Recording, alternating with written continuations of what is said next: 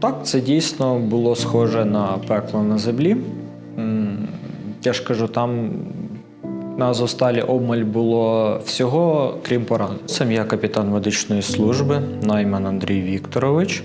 Наразі проходжу службу на посаді ординатора клініки неврології та нейрохірургії військово-медичного клінічного центру Західного регіону.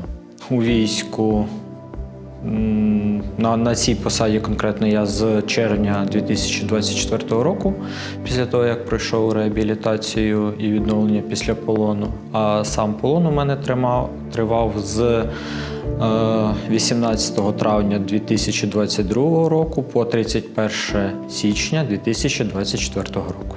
Це скільки тут було? Майже 2 роки, 20 місяців. Якщо розповідати про життя до повномасштабної війни, то своє рішення про те, що я хочу бути частиною війська, я прийняв ще в дитинстві.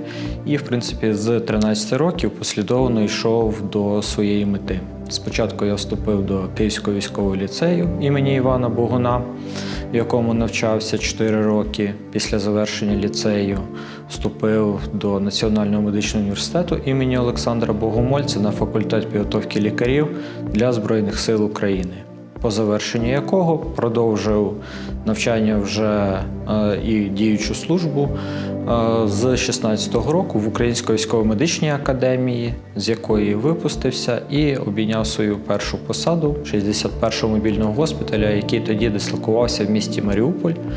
Це було у 2018 році. В житті до війни я цінував гарні книги. Це було моє захоплення ще з раннього дитинства, скажімо так, саме, мабуть, підбір літератури і спонукав мене в подальшому до вибору саме військової професії. І ось, коли згадуєш життя до війни, то більше саме згадуються такі моменти: довгі прогулянки, спокійне читання якоїсь там гарної літератури з світової класики, думки щодо прочитаного і пошук людей, з якими можна ці сюжети обговорити і знайти якісь нові сенси. Чи думав я колись, що буду учасником війни? Чесно кажучи, я не думав, що це реально колись станеться, але знову ж таки під впливом літератури я завжди хотів себе перевірити, а знав, що справжня перевірка – це от саме бойові дії. Зараз, думаючи про згадуючи свої думки, які були раніше, що от я б хотів, щоб сталася якась така подія, де можна було б проявити себе. Я розумію, наскільки я був наївним, оскільки реальність вона завжди жорстокіша, ніж її опишуть, покажуть. В принципі, з 23 на 24 лютого 2022 року ми всі вже були на казарменому положенні, оскільки, якщо брати конкретну точку військового шпиталю до лінії безпосереднього бойового зіткнення часів ООС, у нас було 14 кілометрів. Тобто ми постійно були в готовності, але в крайні години перед початком повномасштабного вторгнення ми всі були на своїх постах, щоб максимально швидко приступити до виконання обов'язків. Саме тому, по факту, повномасштабне вторгнення я зустрів на робочому місці вже. Тоді для мене і почалось повномасштабне вторгнення. А для мене війна почалась, мабуть, коли в 2014 році, проходячи практику з хірургії, я прибув в головний військовий клінічний госпіталь в місті Київ, і серед пацієнтів, яких я мав опитати, зібрати анамнез, провести якийсь первинний огляд, що і входить в,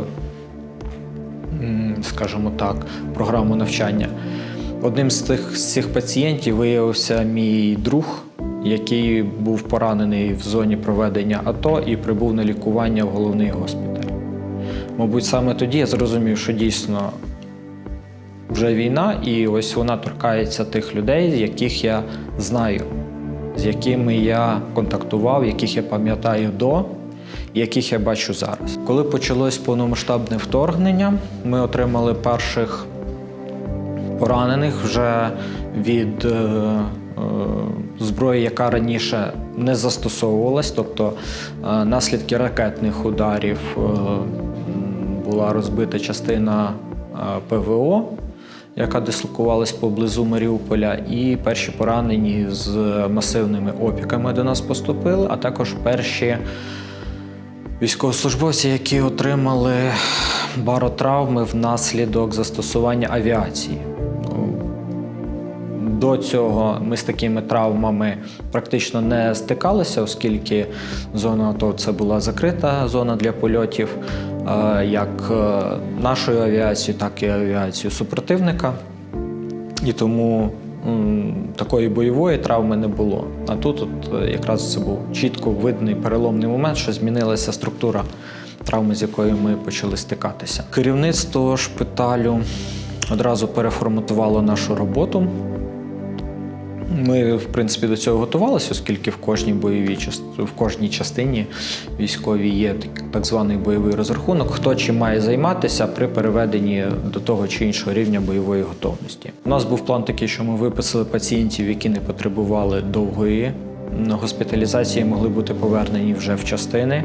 Тих, яких не можна було повернути в частини, були одразу евакуйовані шляхами, визначеними нам вищим командуванням.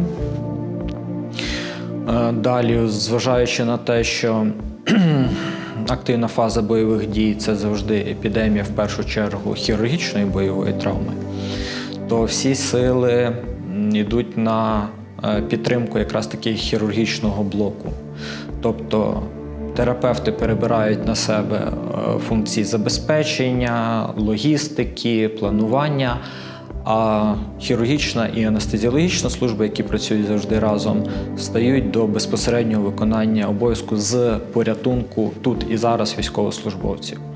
По факту в нашому шпиталі був створений такий відділ взаємодії. Мені довірили його очолити, і моя задача полягала в тому, що я збирав інформацію по лікувальним закладам міста, з приводу того, чи надходили до них військовослужбовці, якщо надходили, то з якою патологією, до якої частини вони належали, повністю збирали паспортні дані, узагальнювали для того, щоб жоден військовослужбовець не загубився. Ми завжди знали, хто де є, який рівень допомоги йому потрібен і чи можна його забезпечити в тому лікувальному закладі, де він знаходиться, чи він потребує переведення в інший або взагалі евакуації, поки вона була можлива. Ми намагалися маневрувати силами і засобами, як це прийнято казати у військових, тобто вишукуючи, де можна взяти медикаменти, оскільки наших запасів виявилось недостатньо, оскільки величезна кількість поранених, до того ж і багато цивільних приходили для того, щоб отримати допомогу саме в шпиталі, оскільки в місті було декілька таких осередків, де можна було, як скажімо так, острівці спокою серед бурі хаосу. Оскільки Маріуполь вже другий раз стикався з навалою росіян. Перший це був 2014 рік, але тоді місто було звільнено і перебувало під українським контролем до 2022 року. І тому дуже багато людей вже знали, де будуть ці місця, де можна отримати допомогу. Тут одним з таких місць був саме військовий госпіталь. До нас приходили люди абсолютно з різними патологіями. Ті, хто були на терапії, наприклад, пожиттєвій гормональній терапії, вони знали, що ніде, окрім як лікувального закладу, ти ці ліки отримати не можеш. Аптеки на той час вже були або закриті, або розграбовані. Так само приходили люди абсолютно з різними проханнями, інколи навіть неспецифічними до нас, недотичними навіть до нас, як здавалося. Наприклад, приходили жінки, казали, чи немає у вас дитячого харчування. Хоча мені здавалося б, що у військовому госпіталі шукати дитяче харчування – це якось абсолютно нелогічно. Але, на щастя, одна з мереж аптек, які передали нам всі свої запаси, зі складів передали нам і дитяче харчування в тому числі, і тому ми змогли допомогти цій матері, у якої вже не було змоги чим годувати дитину. І ось, щоб налагодити взаємодію, визначити потребу, я ще 13 березня був відправлений на завод «Азовсталь». І по факту я розумів, що це, швидше всього, буде квиток в один кінець.